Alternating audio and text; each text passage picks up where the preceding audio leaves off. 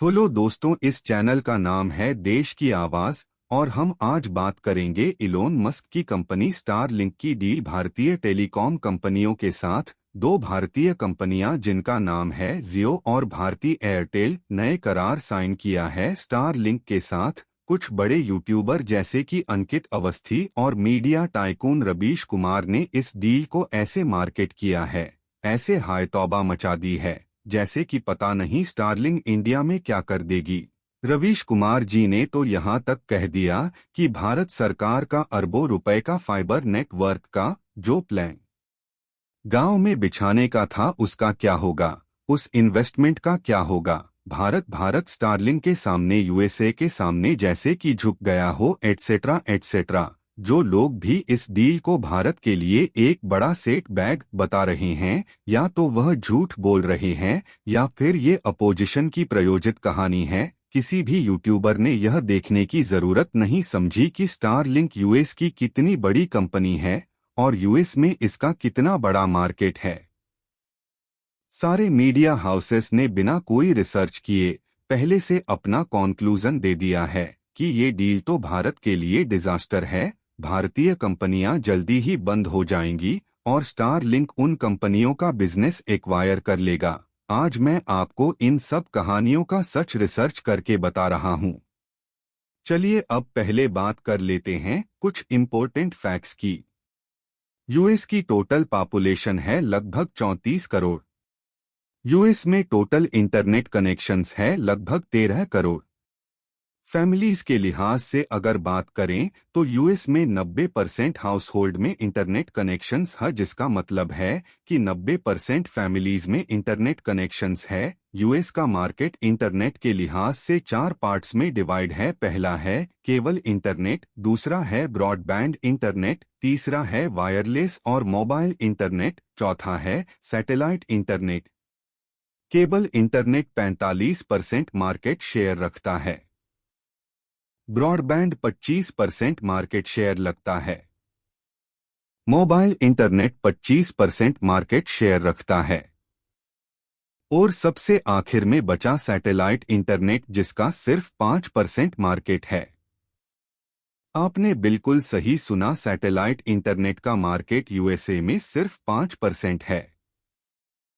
अब बात करते हैं इंटरनेट में कंपटीशन की। यूएसए में टोटल इंटरनेट सर्विस प्रोवाइडर्स है 1350।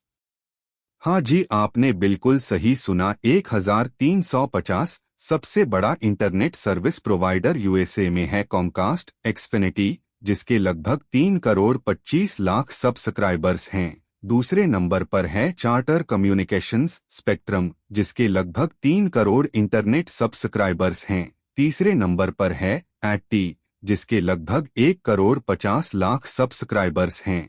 ऐसे करके और भी बहुत सारे इंटरनेट सर्विस प्रोवाइडर्स है। किसी के 70 लाख, किसी के 50 लाख सब्सक्राइबर्स हैं। अब बात करते हैं सैटेलाइट इंटरनेट की। स्टारलिंक यूएस में अकेली कंपनी नहीं है जो सैटेलाइट इंटरनेट प्रोवाइड करती है। ऐसी बहुत कंपनीज है जो यूएस में सैटेलाइट इंटरनेट प्रोवाइड करती है और स्टारलिंक से भी कम प्राइसेस में। ये कंपनीज है HughesNet, Viasat, T mobile, 5G home internet. अब बात करते हैं एलन मस्क उसकी कंपनी स्टारलिंक के बिजनेस की। स्टारलिंक के पूरी दुनिया में पता है आपको कितने सब्सक्राइबर्स हैं? सिर्फ 40 लाख। जी हाँ, आपने सही सुना, श्रेष्ठ 40 लाख।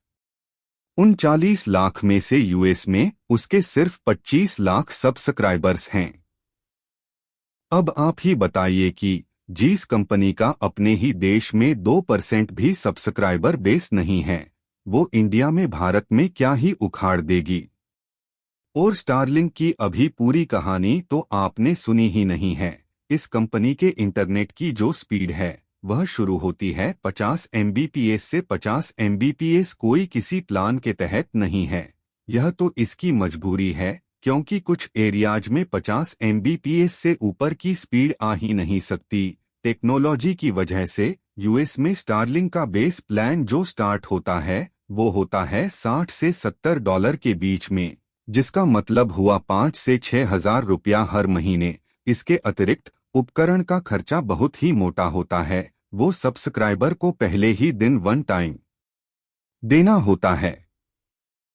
अब आप ही बताइए, ये सारे आंकड़े सुनने के बाद जो कंपनी अपने ही देश में ब्रॉडबैंड और फाइबर को खत्म नहीं कर पाई, वो इंडिया में क्या करेगी।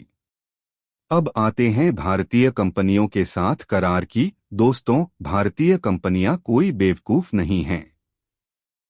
इतने सालों से यहाँ पे धंधा कर रही है। हो सकता है इन कंपनियों ने कोई प्लान बना रखा हो कि कैसे एलन मस्क की कंपनी को भारत में ग्रोथ होने से रोकना है। उसके लिए सबसे अच्छा प्लान है कि उस कंपनी को कॉन्ट्रैक्ट में उलझा दो और बिजनेस लॉन्च ही मत होने दो। यह भी हो सकता है कि मोदी जी, जो इस समय यूएस के सामने बहुत ही ज्यादा मजबूर हो गए हैं यूएस की बातें मानने को, तो ये इंडियन कंपनीज और पीएमओ की कोई प्लानिंग के तहत हुआ हो, जिससे कि ट्रंप भी खुश हो जाए